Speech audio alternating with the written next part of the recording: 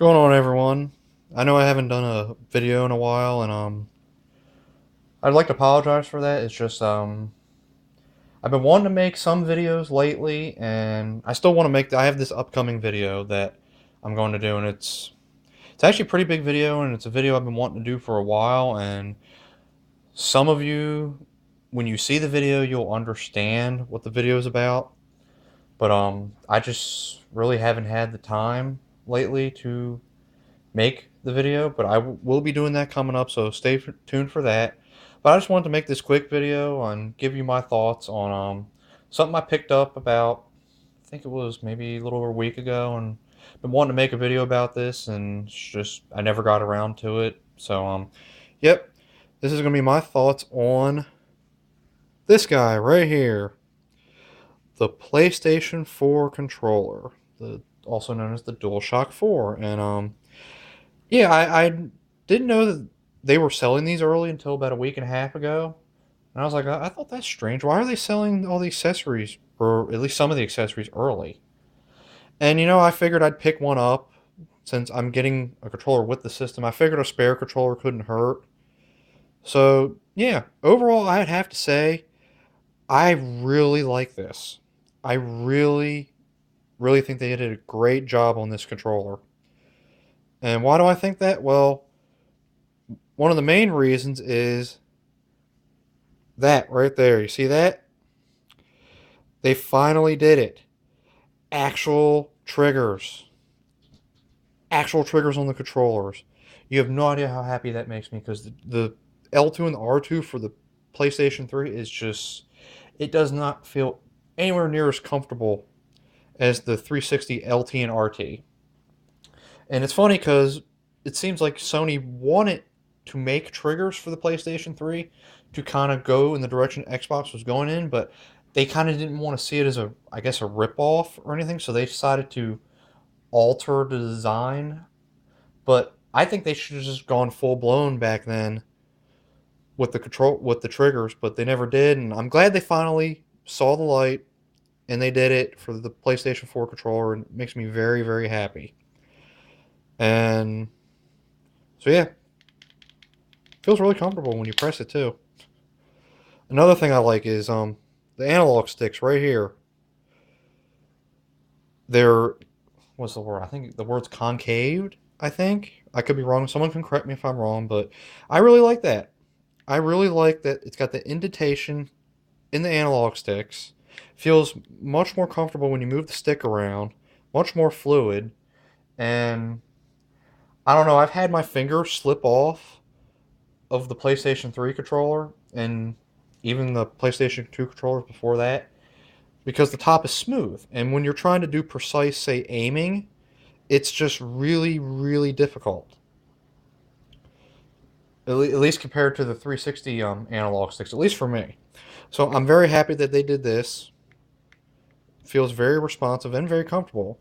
And leading into that, as you can see here, I'm holding the controller. Look at that. I have a big hand, and I'm able to hold the controller like this, and I got plenty of room.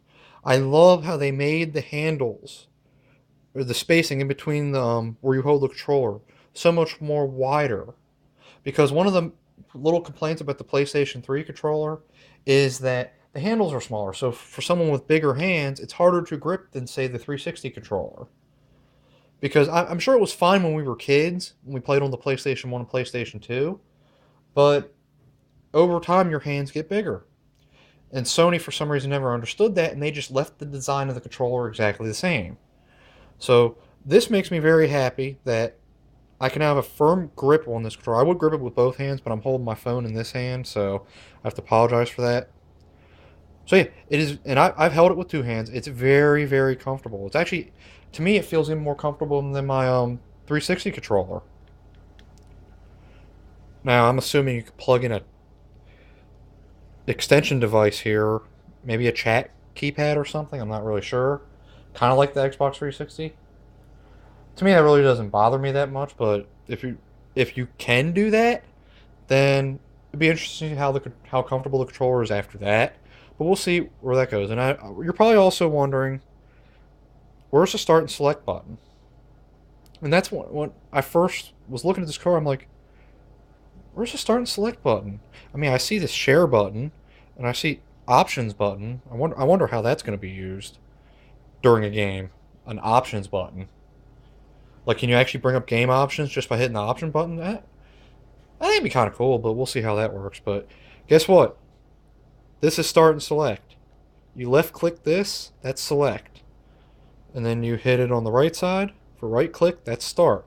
Kind of like a laptop mouse with the two buttons, almost like a computer mouse. I honestly don't know what to think about that. I don't know how responsive it's going to be. So we'll see how that works. But I originally thought this was going to be a touchpad because I remember that's what they were making it out to be. And maybe it still is. Maybe it's like a touchpad where you just rub it around and I don't know. Not really looking forward to the touchpad part. Or maybe it's not even a touchpad anymore. Maybe they just dumped the whole thing. I don't know. Someone can correct me if I'm wrong. But yeah, and there's your PlayStation button right there. And it's got a headphone jack. I really like that, which means you can plug in a headset in the controller. That I really like. So, and of course, the traditional Sony D-pad, which has been flawless since day one, in my opinion.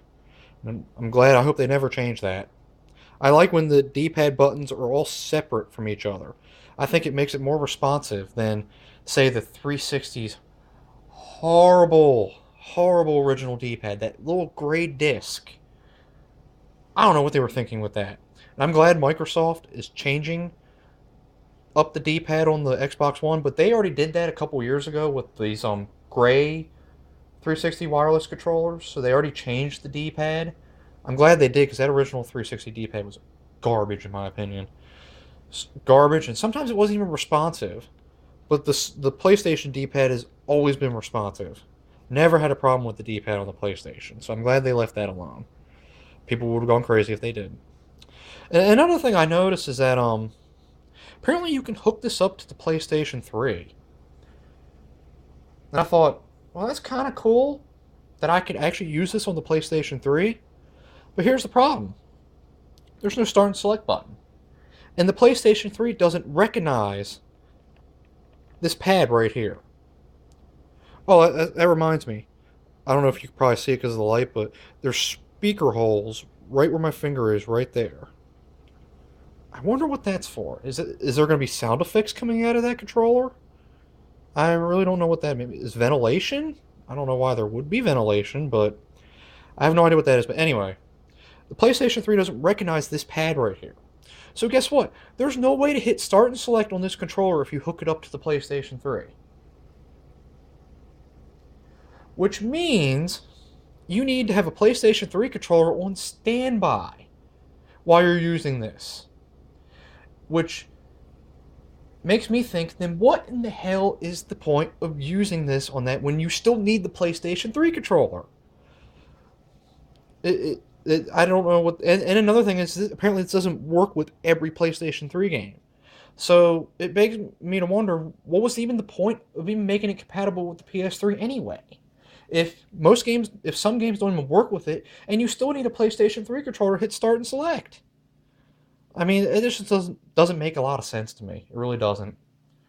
But yeah, I think that's about it. And I really like this controller, and I can't wait to use it in action once I eventually get my PlayStation 4, which I pre-ordered it on Amazon with Battlefield 4 bundle. So can't wait to try out Battlefield 4. Really looking forward to that. And I have no idea when Amazon's going to ship it to me. Maybe I'll get it on launch date. I highly doubt it though. It'd be kind of cool. But it should be shortly afterward, I would hope. But we'll see. But I can't wait to try it. I can't wait to try out next gen and see what it's going to be like. I'm really looking forward to it. So yeah, I hope you enjoyed this video and let me know what you guys think. And that's about it. I'll talk to you all later and look out for my big video in the future. Have a good one.